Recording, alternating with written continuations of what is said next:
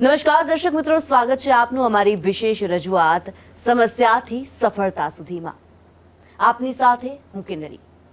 દર્શક મિત્રો, પ્રશ્નો દરેક વ્યક્તિના જીવનમાં હોય છે. દરેક વ્યક્તિ કોઈને કોઈ સમસ્યાથી લડતો જોવા મળે છે, પરંતુ એ સમસ્યાનું સમાધાન એ વ્યક્તિ પાસે નથી હોતું.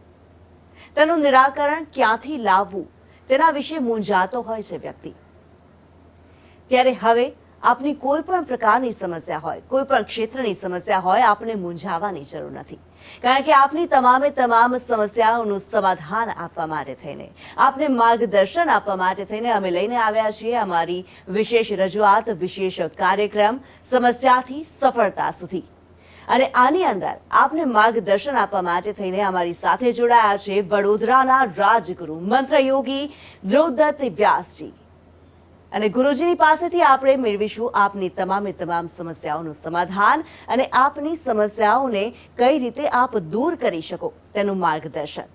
તો ચાલો આપણે વાત કરીએ ગુરુજીની સાથે અને આગળ વધીએ આ શો સાથે. ગુરુજી, સ્વાગત છે આપનું સંદેશ ન્યૂઝમાં.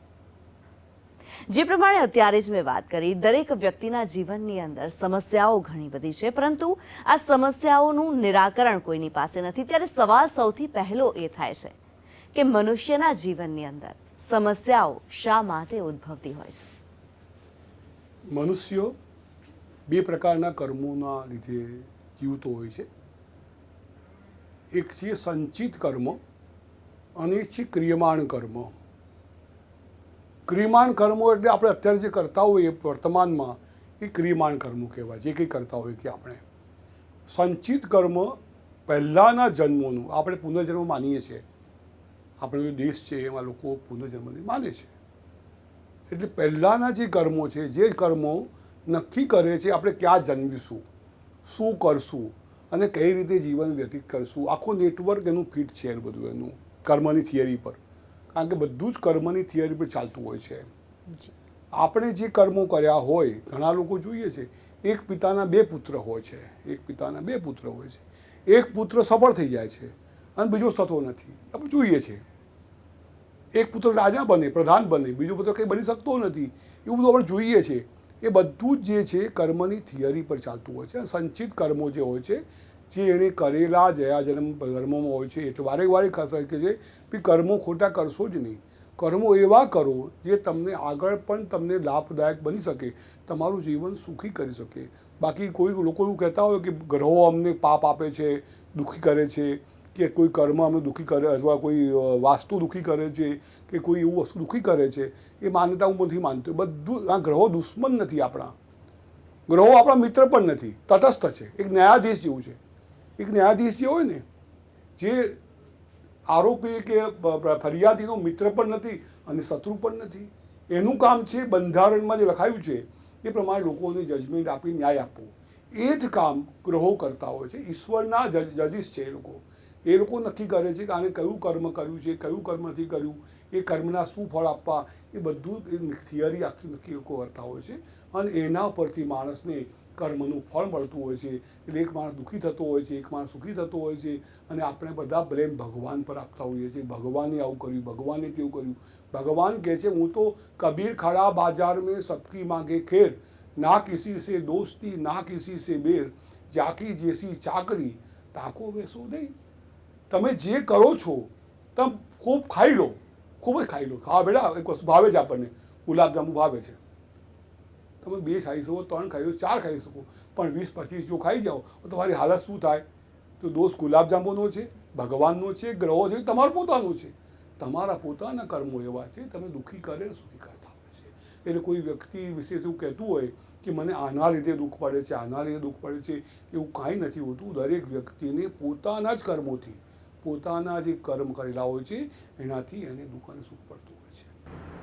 બિલકુલ. સમસ્યાઓ કેમ ઉદ્ભવતી હોય છે એના વિશે તો આપે કહ્યું કે કર્મો ના કારણે થઈને જે કરેલા કર્મો છે તેના કારણે થઈને સમસ્યાઓ દરેક વ્યક્તિને સામે આવતી હોય છે, તેને ફેસ કરવાની હોતી હોય છે. પરંતુ આ સમસ્યાઓનું સમાધાન લાવવા માટે થઈને દરેક વ્યક્તિ કોશિશ કરતો હોય છે. દરેક વ્યક્તિની એવી ઈચ્છા હોય છે કે તેની સમસ્યાનું સમાધાન મળી જાય, તેના પ્રશ્નનું સમાધાન મળી જાય, તેના જીવનની અંદર સુખ અને શાંતિ બને રહે. તો આ કઈ રીતે શક્ય બની શકે? શું દરેક વ્યક્તિ માટે આ શક્ય છે? સમાધાન સફળતા એ દરેકનો અધિકાર છે. દરેક વ્યક્તિનો અધિકાર છે. સફળતા એને મળવી જ જોઈએ. કેવી રીતે અને શું એ માણસે જાણી લેવું પડે કે કઈ આપણે અહીંથી મુંબઈ જવું છે, દિલ્હી જવું છે, આપણે લંડન જવું છે, પણ માર્ગ જે છે ટ્રેનમાં જાઓ, બસમાં જાઓ, ચાલતા જાઓ, પ્લેનમાં જાઓ, કોઈ પણ જવાય, મુંબઈ પહોંચાય, પણ એ પહોંચવા માટેનો માર્ગ તમારે સારું જાણવો પડે કે મારે કલાકમાં પહોંચવું છે તો પ્લેનમાં જ જવું પડે. આપણે મને 4 કલાક 5 કલાક ચાલશે તો આપણે ટ્રેનમાં જઈએ આપણે, અને કોઈ હું 10 તાળા પહોંચી તો મને વાંધો નથી, તો એ ચાલતો જાય. મુંબઈ પહોંચવાનું છે. Everything is possible. બધું જ શક્ય છે જો મનુષ્ય નક્કી કરે તો. મનુષ્ય પણ શું, મોટાભાગના લોકો છે ને કાંઈ નક્કી નથી કરતા હોતા. એ લોકો સ્વિમિંગ પુલની પાસે બેસે અને તરતા શીખતા હોય છે. આ પોસિબલ છે? બિલકુલ. તમારે તરવું જ છે, તરવા શીખવું છે તો તમારે સ્વિમિંગ પુલમાં ડાય મારવું પડશે. પાણી આંખમાં, નાકમાં, કાનમાં જશે જ, પણ તમારા હાથ પગ છે ને કુદરતી રીતે તમને નહીં આવડતું હોય ને તો એ કામ કરવા લાગશે. આ નિયમ છે, કર્મની થિયરી છે. એટલે હું એવું માનું છું અને મેં એવો અનુભવ કર્યો છે લોકોમાં જીવનમાં, કારણ કે 50-60 વર્ષથી આ લાઈનમાં છું, કે બધું જ સંભવ છે. બધું જ માણસ ધારે. મોદીજીને જોઈએ છે આપણે કે સામાન્ય વ્યક્તિમાંથી હિન્દુસ્તાનના વડાપ્રધાન હવે દુનિયાના મહાપુરુષ થવા લાગ્યા છે. કેમનું પોસિબલ છે? કારણ કે એ નક્કી કરીને કર્મને બાળવા માટેનું થિયરી અપનાવીને આગળ વધ્યા છે. તો માણસ ધારે અને નક્કી કરે તો કોઈ પણ જગ્યાએ એ માણસ પહોંચી શકે છે. કોઈ યોગ્ય ગુરુ જો મળી જાય, કૃષ્ણ જેવો એમને કોઈ એવો વ્યક્તિ મળી જાય જેને ગાઈડલાઈન કરે અને એના કર્મોને બાળી આપે. જે કાંઈ ભાગવતજીમાં એક પ્રસંગ છે, શ્રી કૃષ્ણ ભગવાનની દ્વારકામાં એમને મળવા માટે ઘણા બધા સંત મહાત્માઓ, નારદજીથી માંડીને બધા લોકો આગળ આવે છે ભગવાનના દર્શન કરવા માટે. શ્રી કૃષ્ણ સભામાં બેઠા હોય છે અને આ બધા જ્યારે આવે છે ભગવાન ઊભા થઈ જાય છે એકદમ, અને સંતોનું સ્વાગત કરે છે, મહાત્માઓનું સ્વાગત કરે છે. અને ત્યારે ભગવાન કહે છે, આ ભાગવતજી કહે છે, હું નથી કહેતો, ભગવાન એવું કહે છે કે દેવતા લોકોને, ભગવાન જે છે દેવતાઓ તમને આશીર્વાદ આપી શકે, તમને આશીર્વાદ આપી શકે, પણ તમારા કર્મોને ના બાળી શકે. તમારા કર્મોને બાળવા છે તો કોઈ યોગ્ય શક્તિશાળી વ્યક્તિ જોઈએ, કોઈ સંત, કોઈ મહાત્મા, કોઈ ગુરુ જે તમારા કર્મોને બાળે તો તમે સુખી થઈ. ઘણા ગુરુ કેવા હોય છે, તમને કે જ્યાં બેઠા તો કામ થઈ ગયું, તમારું કામ થઈ જાય છે. કે એ બોલે છે ને એ તપશ્ચર્યા બોલે છે. એની જે આરાધના, એની ઉપાસના, એ ઉપાસનાથી સંતો જ્યારે કંઈ બોલે, અને સંતોમાં એ શક્તિ છે તમારા કર્મોને બાળવાની. એ સિવાય ભગવાનમાં પણ, કારણ કે ભગવાન તો ન્યાયાધીશ છે, એ તમારા કર્મોને ના બાળી શકે. એ તો તમને એવું કહે છે, જ્યાં કોઈ પાસે જ્યાં શીખીને તપસ્યા બાજુ આવો, તપ કરવાનું કહે અને તમને કે તું આ કાર્ય કર તો તમને એ કામ થઈ શકે છે. બધું જ શક્ય છે, બધું જ થઈ શકે છે. માણસ સુખી થઈ શકે છે. તો દર્શક મિત્રો, અત્યારે ગુરુજી સાથેની આપણે ચર્ચાને આગળ વધારીએ એ પહેલાં આપને જણાવી દઈએ કે આપની ટીવી સ્ક્રીન પર જે નંબર દેખાઈ રહ્યા છે, આપની કોઈ પણ સમસ્યા છે, આપના કોઈ પણ પ્રશ્નો છે, આ પ્રશ્નોનું સમાધાન આપ મેળવી શકો છો. આ નંબર્સ પર કોલ કરી શકો છો અને ગુરુજીની પાસેથી આપના પ્રશ્નોનું નિરાકરણ પણ મેળવી શકો છો. તો આ નંબર જે દેખાઈ રહ્યા છે આપની ટીવી સ્ક્રીન પર, એ નંબર આપ નોંધી લેશો અને આપ તેના પર કોલ કરી શકો છો. બિલકુલ, જે પ્રમાણે આપ કહી રહ્યા છો, અલગ અલગ માર્ગો બતાવાયા છે. અધ્યાત્મની વાત કરવામાં આવે, શાસ્ત્રોક્ત જે વેદો, પુરાણો, તમામની અંદર મંત્રો જોવા મળે છે. જ્યોતિષશાસ્ત્ર અલગ જોવા મળે છે, વાસ્તુશાસ્ત્ર અલગ જોવા મળે છે. આ તમામે તમામ જે શાસ્ત્રો છે એ માણસની સમસ્યાના સમાધાન અને ત્યારબાદ સફળતા માટે થઈને કેટલા ઉપયોગી થઈ શકે છે?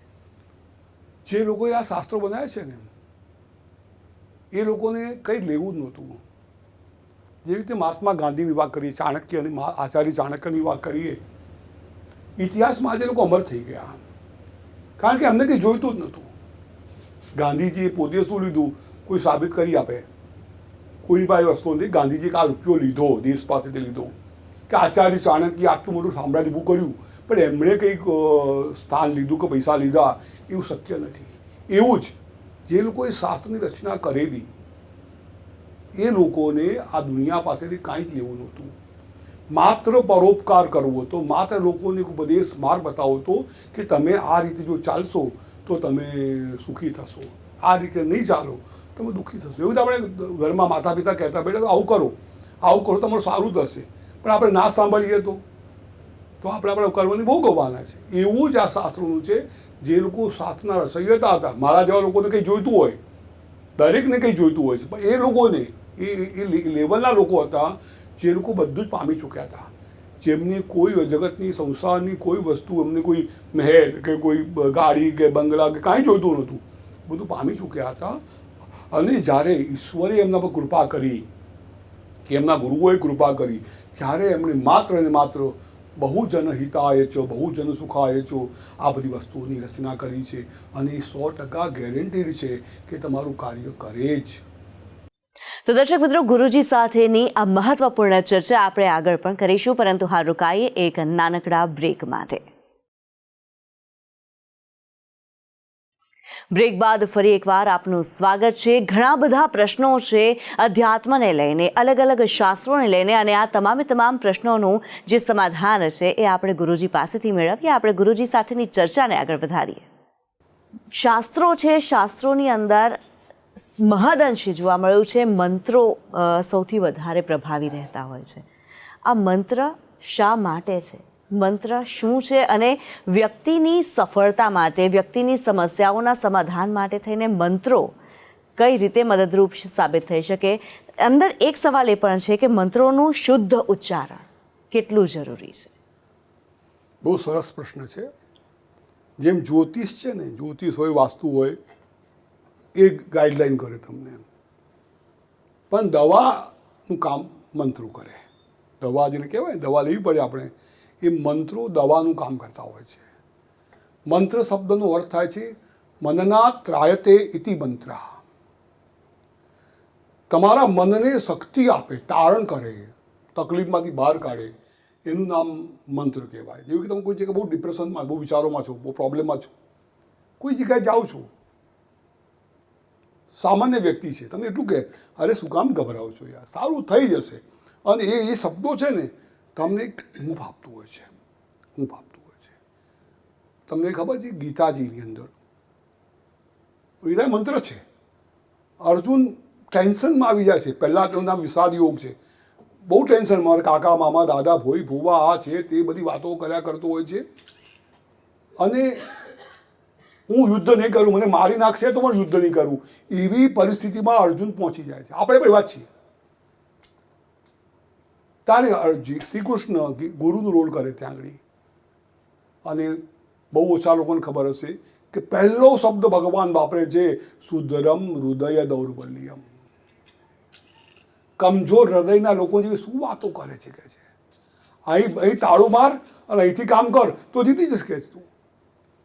આ મંત્ર થયો મનના ત્રાયતે, મનને શક્તિ આપે, મનને પોતાને દુનિયાના કોઈ પણ ધર્મમાં લઈ લો, ઇસ્લામ ધર્મ છે, ક્રિશ્ચિયન ધર્મ છે, હિન્દુ ધર્મ છે, બૌદ્ધ ધર્મ છે, દરેકમાં મંત્ર તો આવશે જ, નામ અલગ અલગ હશે. કોઈ એને કંઈ કહેશે, કોઈ કંઈ કહેશે, કોઈ મંત્ર કહેશે, કોઈ એને આયાતો કહેશે, કંઈ પણ કહેશે, પણ છે તો શબ્દનો બ્રહ્મ. એટલા માટે કહેવાય શબ્દ એ બ્રહ્મ છે. શબ્દ તમે જે બોલો છો ને એને બહુ વિચારીને, બહુ સમજીને બોલ્યા કરો, કારણ કે શબ્દ એ નાશ થતો નથી. દુનિયામાં બધું વસ્તુ નાશ થઈ જાય, દુનિયામાં તમામ નાશ થઈ જશે, પણ શબ્દોનો નાશ થતો નથી. એટલે શબ્દો આપણે જે બોલીએ, ઘણા લોકો કેવું કરતા હોય છે, સ્ત્રીઓ અમારી ખાસ કરીને ઘરમાં હોય ને, છોકરા તોફાન કરતા હોય, હાલા મરી જાય સારું કહે છે એવું, અને કદાચ મરી જાય તો કારણ ઘરમાં વાસ્તુ બેઠા હોય છે એવું બોલતા, તથાસ્તુ બોલતા હોય, એ સમય એવો ચાલતો હોય કે તમારા છોકરાને મારી નાખે તો. એટલું ઘણા લોકોને કહું છું, ગમે તેવા શબ્દો ના બોલશો. શબ્દ એ શક્તિ છે, શબ્દ એ બ્રહ્મ છે, એટલે શબ્દ એ ઉપાસના છે. કોઈ પણ વ્યક્તિને તિરસ્કાર કરીને, અપમાન કરીને તમે એવા શબ્દો ના બોલશો જે તમને નુકસાનકારક બની જાય. મંત્રમાં એવી શક્તિ છે કે ધારેલા કામોને કરી આપે, ધારેલા કામોને કરી આપે. તમે જે ઈચ્છા કરો ને એ તમને મંત્રો આપી શકે છે. યમ યમ ચિંતયતે કામમ, એવું જગદંબાએ ચંડી પાઠમાં કહ્યું છે. તમે જે વિચાર કરશો, તમે જુઓ ઋષિ મુનિ હોય, રાક્ષસ હોય, મનુષ્ય હોય, એ મંત્રો વડે ભગવાનની ઉપાસના કરે છે, મંત્રો વડે. અને ભગવાનને નીચે આવવું પડે છે. ધ્રુવજીની વાત તમને ખબર હશે, 8 વર્ષના હતા, એ સ્ટોરી પછી તમને કહી. 8 વર્ષનું બાળક નારદજી મંત્ર આપ્યો છે એમને, અને એ મંત્રને એવી રીતે કરે છે કે વૈકુંઠમાં બેઠેલા ભગવાનનું આસન ડોલી જાય છે. અને ધ્રુવજી આજે પણ અમર છે, આજે પણ આપણને માર્ગદર્શન આપ્યા કરે છે. એ શક્તિ મંત્રોની અંદર છે. ખાલી તમારે મંત્ર તમારે કયો કરવો, કારણ કે મંત્રના ઘણા બધા પ્રકારો હોય છે. સ્ત્રી મંત્રો, પુરુષ મંત્રો, નાન્યતર મંત્રો, મંત્રોની જાતિ બધી હોય છે. બધી કયા મંત્રો છે, મારણના મંત્રો, ઉચ્ચાટનના મંત્રો, વસીકરણના મંત્રો, પછી મંત્રો તમને તારણના મંત્રો. આ મંત્રો તમારે કયા કરવા એ તમારી કુંડળી નક્કી કરતી હોય છે. કયા દેવતાની ઉપાસના કરવી, કયા મંત્રોનો જાપ કરવો, એ તમારી કુંડળી પરથી જોઈને. કારણ 4 પ્રકારના મંત્રો હોય છે. ઘણા લોકો મને એમ કહે કે ભાઈ આટલા બધા મંત્રો કર્યા પણ ફળ મળતું નથી. હું અમને કહું તમે કુંડળી તો જુઓ ખરા, એ મંત્ર તમારી કુંડળીમાં તમારા મિત્રતામાં આવે છે કે નહીં. એટલે મંત્રના, અને મંત્રનું કેવું છે, જે ઉચ્ચાર છે. કારણ કે શેઠ આજ મર ગયા, શેઠ જતા હતા અજમેર, અને બધા નોકરે કાગળ લખ્યો, શેઠ આજ મર ગયા. હું અર્થ થાય શેઠ મરી ગયો. આ શબ્દનો પ્રયોગ છે. તમે શેઠ આયા અજમેર ગયા કહેવાનું છે, પણ આજની જગ્યાએ આ લગાવી દીધો, આજ મર ગયા. તમે જે બોલો છો ને એ શબ્દોની બહુ વેલ્યુ હોય છે. એટલે શબ્દોને સ્ટોલી બોલીને, વિચારીને, તમારી શુદ્ધતાથી બોલવા જોઈએ, તો જ તમારા મંત્રો સિદ્ધ થાય. નહીં તમે ઊંધા પાડે તમને. આપણે જે કંઈ કામ કરીએ છીએ એ સકામ કામ કરીએ છીએ, ઈચ્છાથી, કંઈ મેળવવાની ઈચ્છાથી કામ કરીએ છીએ. નિષ્કામ કામ કરતા હોય ને, એમાં કોઈ ઈચ્છા જ ના હોય, એ મરામાં કદાચ રામ થઈ જાય. એ મરા વાલ્મીકી કરે તો રામ થઈ જાય. પણ આપણે મરા કરીએ ને તો આપણે ગયા, આપણું નામ અચ્યુતમ કેશવમ થઈ જાય. એટલે મંત્રોની ઉચ્ચારણ, મંત્રોનું શુદ્ધિકરણ, હું તમને બહુ બધા દાખલા આવી શકે કે ક્યાં ક્યાં કોઈને નુકસાન થયું આ કરવાથી. એક મંત્ર છે, ભારિયામ રક્ષતું ભૈરવી, મારી પત્નીનું રક્ષણ ભૈરવી કરે. ભારિયામ રક્ષતની જાય ભારિયામ ભક્ષકો કરી નાખીએ તો, ભ લગાવી દઈએ તો મારી એમાં નાખે. એટલે તમારે મંત્રોમાં એ શક્તિ છે કે મંત્રોને, એ મંત્ર વડે તમે ધારેલા કામોને સિદ્ધ કરી શકો છો. બિલકુલ. ત્યારે ગુરુજી, મંત્રો વિશે તો આપણે વાત કરી, પરંતુ અહીંયા એક સવાલ મને એ થઈ રહ્યો છે. અલગ અલગ પ્રકારના મંત્રોની આપણે વાત કરી છે, આપણે અલગ અલગ પ્રકારના મંત્રોની વાત કરી, વશીકરણ મંત્રની પણ વચ્ચે વાત કરી, તંત્ર વિદ્યાની વાત કરવામાં આવે. તંત્ર વિદ્યાને બદનામ કરી મૂકી છે. તંત્ર વિદ્યા શા માટે બદનામ છે? આપણે ત્યાં કેવું છે, દરેક વિદ્યાને બદનામ કરવામાં આવે છે. એ કૃષ્ણ ભગવાન બદનામ કરવામાં આવે. કૃષ્ણ ભગવાન કેરેક્ટરલેસ હતા, લોકો એવું કહે છે. ભગવાન શ્રી કૃષ્ણની વાત કરીએ આપણે તો ભગવાન શ્રી કૃષ્ણ કોઈને ખબર હતી, ભગવાન જ્યારે રાસ રમ્યા તારી ઉંમર 8 વર્ષની હતી. હવે 8 વર્ષનું બાળક કોઈ કેરેક્ટરની વાત કરતો હશે, નહીં કરી શકે. ભગવાન શિવના પેલા સાધુઓ છે, બધા ગાંજો પીએ, અફીણ પીએ, દારૂ પીએ, શરાબ પીએ. ભગવાન શંકરદેવ ગાંજો પીતા હતા. ઇતિહાસમાં, પુરાણોમાં કોઈ જગ્યાએ બતાવો કે ભગવાન શંકર કદી ભાંગ પણ પીધી છે? ઓપન ચેલેન્જ આપું છું, કોઈ પણ વ્યક્તિ મને બતાવી શકે કે ભગવાને ગાંજો પીજો છે, શિવપુરાણમાં લખ્યું છે, લિંગ પુરાણમાં લખ્યું છે, બતાવો મને. હું સાહેબ આ કામ અત્યારે છોડી દઉં. કોઈ જગ્યાએ ભગવાન શિવ વ્યસની હતા જ નહીં. પણ એ ગીતામાં શ્લોક છે કે સર્વસ્ય ચાહમ હૃદય સન્નિવિષ્ટો. એ કહે છે ભગવાન કહ્યું દરેકના હૃદયમાં વિચારજો. પણ વિદ્વાન શું કહે? સર્વસ્ય ચાહમ, અમારે ચા પીવી છે. એટલે ચાહમની જગ્યાએ ચા કરી નાખી એને. એટલે લોકો શબ્દોના અપભ્રંશ કરે છે. તંત્ર વિદ્યા, મૂળ તો તંત્ર શબ્દનો અર્થ થાય છે ત્રુ ધાતુ પરથી બનેલો શબ્દ. ત્રુ ધાતુ પરથી બનેલો, તારણ કરે. તમારું તારણ કરવું હોય ને, તમે પાણી ફસાઈ ગયા છો, કોઈ જગ્યામાં ફસાઈ ગયા છો, દાવાનળમાં ફસાઈ ગયા, મુશ્કેલીમાં ફસાઈ ગયા છો, તો એમાંથી કાઢવાનું જે કામ કરે છે એ તંત્ર વિદ્યા છે. એનાથી સારી વિદ્યા દુનિયામાં કોઈ જગ્યાએ નથી. હું કાણ્યું છે તમે કહું, પ્રમાણ છે મારી પાસે. મેં તો એના પર એક્ઝિબિશન કર્યા છે. 1982થી હું એક્ઝિબિશન કરું છું એના પર. તમે જુઓ, તંત્રનો કોઈ પણ ગ્રંથ ઉઠાવો, એમાં પહેલો શ્લોક હશે, કૈલાસે શિખરે રમ્યે પાર્વતી પૃચ્છતિ શંકર. કૈલાસ પર્વત પર મા પાર્વતીએ ભગવાન શિવને જે પ્રશ્નો કર્યા અને એમાંથી ભગવાન શિવે જવાબ આપ્યા, એ તંત્રશાસ્ત્ર. તો ભગવાન શિવ ખોટું કરવાના છે? ભગવાન શિવ ખોટા છે? કોઈને મારી નાખશે, કોઈને વશીકરણ કરશે, કોઈને કંઈ કરશે? નહીં કરે. વશીકરણ તો ભગવાન કૃષ્ણમાં હતું, હજારો સ્ત્રીઓ પાછળ હતી, આજે પણ છે. વશીકરણ કોઈને વશમાં કરવા માટે નહીં, તમારી ઇન્દ્રિયોને કંટ્રોલ કરવા માટે છે. ઇન્દ્રિયોને વશ કરીને એક જગ્યાએ કેન્દ્રિત કરવું એ વશીકરણ. આપણે આ ચર્ચા આગળ કરશું એની બધી વસ્તુઓની. પણ લોકોએ આપણે ત્યાં જે આ બહારના લોકો જે આવ્યા એ લોકોએ આપણા લોકોનું આપણી વિદ્યાઓને બહુ નીચી બતાવવા માટે એને બદનામ કરી. બાકી આગમશાસ્ત્ર જેવું કોઈ શાસ્ત્ર નથી. એને કે ભગવાન શિવે ઉપદેશ કર્યો છે. મારો અનુભવ છે કે એવું કામ હોય જ ઇમ્પોસિબલ હોય પણ આ વિદ્યા એ કામને કરી બતાવે છે. ખૂબ જ મહત્ત્વપૂર્ણ આજે વાત આપે કરી છે, કારણ કે તંત્ર વિદ્યાને લઈને લોકોના માનસની અંદર જે એક છાપ પડી છે એ તંત્ર વિદ્યાને નકારાત્મક બતાવતી જ છાપ લોકોના લીંબુવા લઈ બેઠો હોય ને પેલું કંઈ ખોબડી લઈને બેઠો હોય ને કંઈ કરતો. અરે ભગવાન કોઈ ખોબડી નથી લેતા એની અંદર. એ જે વિદ્યા છે, જે કાર્ય છે, એ કાર્યના આધારરૂપ એ કાર્યને જરૂરી રૂપ હતું. આપણામાં લીંબુનો પ્રયોગ તો કોઈ જગ્યાએ છે જ નહીં, પણ ચલાયા કાઢ લીંબુ લો, વાપરો, ટાંકણી નાખો ને મારણ કરો ને કંઈ ખોપડી મૂકો ને હાડકા મૂકો ને. અરે એ તો શું છે બધું. ભગવાન શિવ તો વૈરાગી છે. ભગવાન શિવ કહે છે સ્મશાન એટલે શું? સ્મશાન શબ્દ અર્થ શું થાય? ભગવાન સ્મશાનમાં રહે છે. સ્મશાન શબ્દ અર્થ શું થાય? સમભાવ. જ્યાં બ્રાહ્મણ, ક્ષત્રિય, વૈશ્ય, શૂદ્ર, જવાન, છોકરો, નાનો, ડોસો કે પછી કોઈ પણ વ્યક્તિ હોય, એ જ્યાં રાજા પણ જાય અથવા પ્રજા પણ જાય, એક જ જગ્યા જે ન્યાય મળે, એક જ જગ્યા અગ્નિ મળે, એને સમભાવ છે. ભગવાન શિવ ક્યાં રહે છે? સ્મશાનમાં નહીં, સમભાવોમાં, જ્યાં બધા જ સરખા છે. આનાથી મોટું સ્થાન લોકો ઊંધો અર્થ કરે ને કે સ્મશાનમાં જઈને સાધના કરો. અરે જરૂર છે કે સ્મશાન જવાની? ગાળા થઈ જશે કોઈ કોઈ ત્યારે. એટલે લોકોને ભ્રમિત કરવા માટે, લોકોને આપણી વિદ્યાઓમાં ભ્રમિત કરીને આપણી વિદ્યા નીચી છે એ બતાવવાનો અંગ્રેજોએ ખૂબ પ્રયત્ન કર્યો. અને કોન્વેન્ટ જે એમને એજ્યુકેશન દાખલ કર્યું એમાં એ પ્રૂવ કરવા કોશિશ કરી કે અમારું આ વિદ્યા છે સાચી છે. આજે સ્વીકાર કરે છે. એવી રીતે મંગળ છે. મંગળ આજે સાયન્સ એવું કે લાલ છે. અને મંગળમાં જે કંઈ ફોટો આજે નાસાનો ફોટો આવ્યો છે એમાં મંગળમાં કોઈ ઘરનો દરવાજો બતાવ્યો છે. તમે માનશો? તમે ત્યાં મંગળ તમને હોય તો કયો રંગ પહેરશો તમે? પ્રવાળનો, જે લાલ હોય છે. જી. અને એટલા માટે એના શ્લોકમાં કહ્યું છે ધરણી ગર્ભ સંભૂતમ વિદ્યુત કાંતિ સમપ્રભમ કુમારમ શક્તિ હસ્તમ તમ મંગલમ પ્રણમામ્યહમ. જે પૃથ્વીમાંથી પેદા થયો છે અને લાલ કલરનો છે, જ્યાં લોકો રહે છે, એ તો આપણું શાસ્ત્ર વર્ષોથી કહેતું આવ્યું છે. પણ આપણા માટે કેવું છે, આપણે ખાસ કરીને આપણે હિન્દુ લોકો, હિન્દુસ્તાન લોકો, આપણા ધર્મની જે વાતો આવે ને ત્યાં બહુ આમ શરમ આવે એમને. કારણ કે કોન્વેન્ટ ભણ્યા છે, અંગ્રેજોની સ્કૂલોમાં ભણ્યા છે, અંગ્રેજોની વિદ્યા ભણ્યા છે, એટલે એમને આપણી વસ્તુઓમાં શરમ આવે છે, આપણી વિદ્યાને જાણવામાં શરમ આવે છે.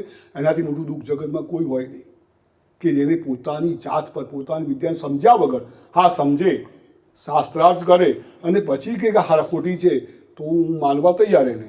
પણ આપણું શાસ્ત્ર ખોટું છે જ ને. શા માટે ખોટું કરે કશું પણ?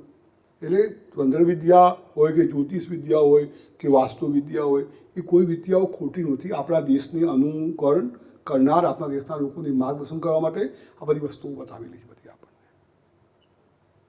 બિલકુલ. ગુરુજી, આપ અત્યારે સંદેશ ન્યૂઝના સ્ટુડિયો પર અમારી સાથે જોડાયા છો અને આ જે મહત્વપૂર્ણ વાતો અમારા દર્શક મિત્રો માટે થઈને જણાવી છે, આપનો ખૂબ ખૂબ ધન્યવાદ અમારી સાથે જોડાવા બદલ. નમસ્કાર. તો દર્શક મિત્રો, આજે આપણે ગુરુજી પાસેથી માર્ગદર્શન મેળવ્યું છે. સમસ્યાથી સફળતા સુધી કઈ રીતે પહોંચી શકાય તે માટેનું માર્ગદર્શન ગુરુજીએ આજે આપણને આપ્યું છે અને આવનારા એપિસોડ્સની અંદર પણ ગુરુજી આપણી સાથે જ રહેશે અને તેઓ આપની સમસ્યાઓનું સમાધાન કઈ રીતે થઈ શકે, આપ સફળતા કઈ રીતે પ્રાપ્ત કરી શકો, આપના તમામ પ્રશ્નોનું નિરાકરણ કેવી રીતે લાવી શકો તે વિશે આપને માર્ગદર્શન આપતા રહેશે. અમારી વિશેષ રજૂઆતમાં હાલ બસ આટલું જ. મને રજા આપશો. નમસ્કાર.